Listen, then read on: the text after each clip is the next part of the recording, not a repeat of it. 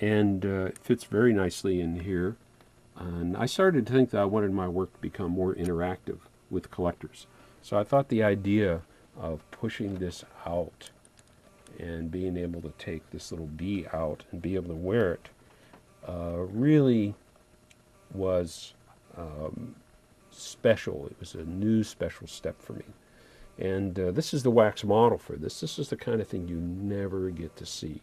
Now here we are. What I'm talking about here is limited color as against these full color things that I've been doing for 14 years. So what you're seeing here is I said, wow, look how just beautiful these surfaces are. And is it possible that I could push this art form into a limited color motif? Where could it go? And this was my thinking at the time. And here, I beg for my freedom. This is the moon in the back. Beg for my freedom at night. Here you can see it painted in. And of course the royalties, I walked away from 14 years of work. The royalties in the end aren't going to be paid because I walked away, and here's the fruit. There's no fruit on the trees. So instead of being angry about everything, and I just decided, I'm going to push these feelings into my work and make something positive out of it. So people, wonder about my ideas and where they come from. This is a fun idea. I sat there one day, I was thinking about the Viceroy, and it's Goebel, and I thought, well, what would it look like if Hummel grew up? What a great creative thought. So I did the Viceroy in the feeling of an M.I. Hummel figurine, his little hat, and instead of carrying a cane now, instead of carrying an umbrella, he's got a cane. So when you come to my work, there's a lot of layers of meaning in it. Well, so where do we go from there? Well, here you are, and this is part of the process. Now, this is the Sterling Master for the Tinker. He's called the Tinker, and you can find this on the website. And you can see how beautiful these surfaces are. So while you're carving these, and this is a piece that I carved, and while you're carving these, you're thinking of surface. And that's this piece, and then this is the Viceroy. Again, you're thinking of surface, these beautiful decorative trims. His little mask. Here he is offering the deal behind this little mask.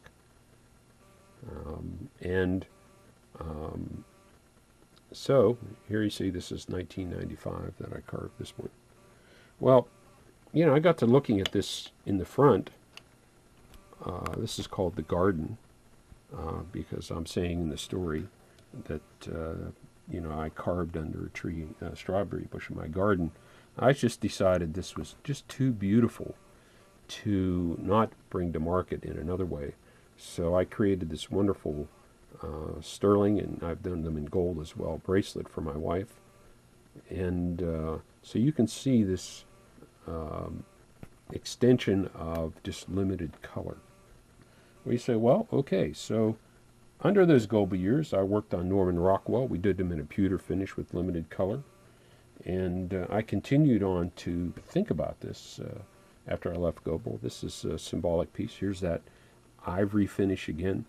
Now, the great thing about these videos, and I hadn't thought about it, I talked to my brother about it yesterday, is that you actually get to look at the scale of these things. If you came to the site and we said this is 1 inch tall, it's hard for the mind to think that. But the idea that you can see me handling this and holding it, you can see how small these pieces are. And this is representative of, again, my leaving Goebel, and here I'm the first bird. And the second bird is my wife, Eva. And in fact, I think she left before I did, so she's first, and then I left Goebel. And we went on to form our own studio. So, and these have all these things have been written up. And then another thing that's interesting, when I started to work on Storytime, first I did a line of what we call jewel boxes, and they came under the title of Renaissance. And my premise is that these limited color surfaces could be just as beautiful as the full color surfaces. And this is a terrific example of just one of my all-time favorite pieces. You can see we put the textures in here and worked with the surfaces. So the limited color in this was gold and silver, some of the gold being very highly burnished and some of the gold being antiqued. And then we even had gold chain in here. And this was made so you could put jewelry pieces in it. And look at that nice juxtaposition of that silk. These were hand sewn in Providence, Rhode Island. These little silk tufts that went in here. And lady would sit home and sew these. Isn't that wonderful? And here we released it later, once we got the Storytime license.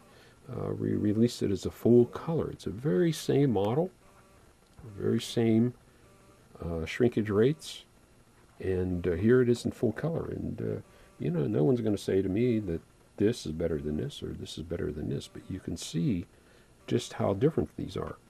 Well, so in my mind, this is really something, especially out of these sterling masters. I would just look at them and think, oh, wow.